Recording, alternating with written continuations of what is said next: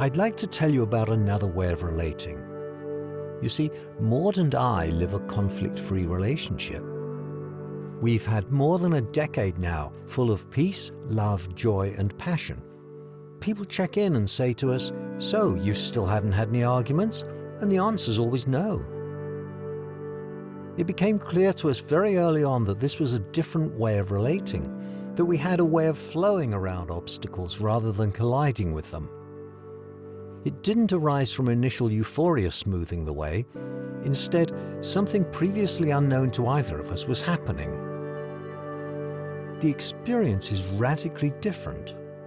It's so foreign to the usual view of relationships that you may find it hard to believe, because we're two very independent and different people.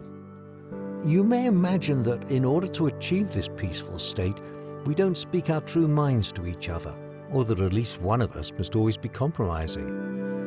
No, nothing could be further from the truth, because we have a very relaxed, open and honest communication and always speak freely without the need for defense.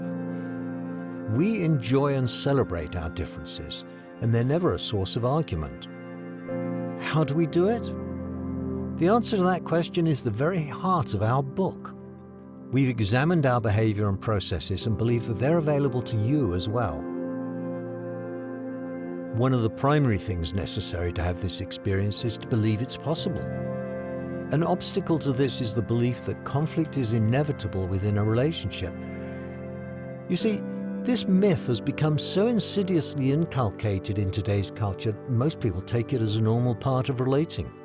In fact, many relationship experts extol the virtues of arguing and conflict and praise all the good that will come of embracing and working through these problems. We say nonsense to all of this. Open your mind and your heart to another way. We are living proof that it's possible to love without hardship and difficulty. You don't always have to struggle and work in order for your relationship to be full of calm, ease, and at the same time, juicy passion. We're not suggesting that both of you will always see things the same way. Difference and even disagreement are not the same as conflict, argument, or estrangement. No couple agrees on everything, but there are ways to resolve issues that, improbable as it may sound, reach a solution that works for both of you without requiring any compromise. In building a relationship, sometimes we are initially unable to see things in a new way. It's like not being able to find your keys in a room until someone points them out on the table, you know?